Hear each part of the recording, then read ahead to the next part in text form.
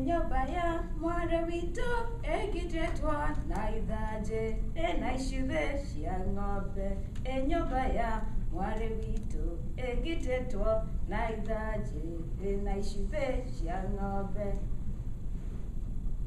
Marriage, weddings, a time filled with dance and laughter. Clark, you just got married, didn't you? A lot of time spent playing golf, traveling, having fun, and finally a beautiful event which you took time to enjoy. In traditional Africa, that's not the wedding. It begins days and days in advance when the son tells his father that he would like to wed. And that is all the opinion that they allow you to have, that you would like to wed. When you tell them who the girl is, a father will collect his good friends and brothers and the men that he would consider are seniors in his community so that they can come and announce to the girl's family that they would like to marry their daughter. This is just a simple announcement. It's just letting this family know that, hey, our son would like to marry your daughter. The son is a primary means of communication for the two families. That's all he's needed to do. After he's made his announcement again, he has no opinion that will be asked of him at that until he gets married. After that first step, the groom's father and the bride's family also collects a group of men who will be the representative for the bride. They will meet at the bride's family and they will set out a dinner where the groom's family announces that they'd like to have the girl's hand in marriage. The bride's family confers and lets them know when they would like to have their second meeting. The second meeting is where you announce how much dowry you would like. And dowry is bride price. What is your daughter worth? In this case, if you have that talkative, loud uncle, you want him there. If you have the sloppy drunk, please make sure he stays at home. It will not be beneficial. At this announcement, the groom's family needs to be very sober and very observant because you will know which uncle can be easily swayed with a bottle of beer and you will know which one is very tough and will make all the demands. You will also know who you need to appease throughout the negotiations so that they don't get too difficult on you.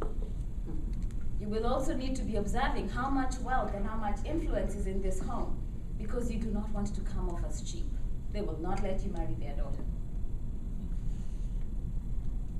When they announce how much they would like for the bride price, it's generally paid in anything from cows to goats, sheep, bags of grain, barrels of traditional brew, really anything. The girl's family just throws numbers out there. In modern day, when they give you all these numbers, it's converted into monetary terms, and that's what the groom's family pays.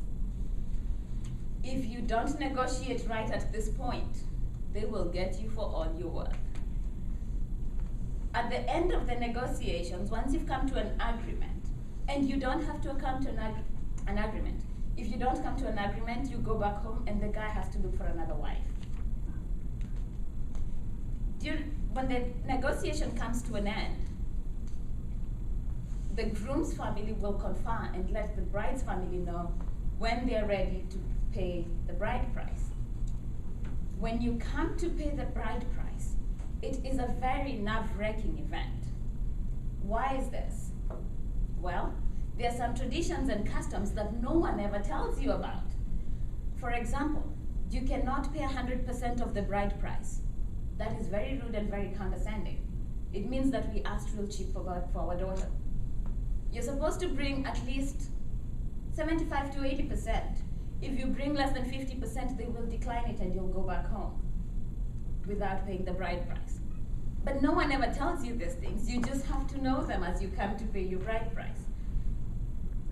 If you have one of the family members who does not think through very well, they will try and renegotiate on this day.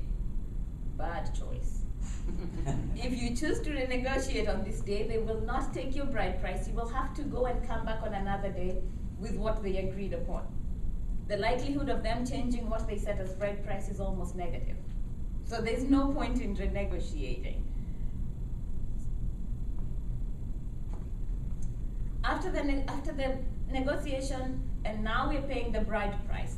A time comes when the family of the groom is the one that prepares the meals for the ceremony, but they're doing it at the bride's home.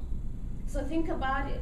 You're taking everything that you'd use to prepare meals for a huge group of people to the bride's family to do the preparations. You don't know how many people they'll invite.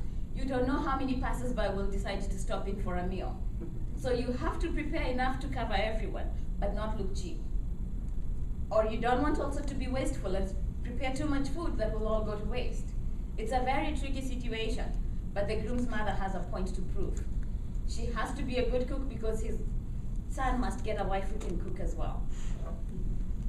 Throughout this negotiation, it's one person trying to prove a point to the other.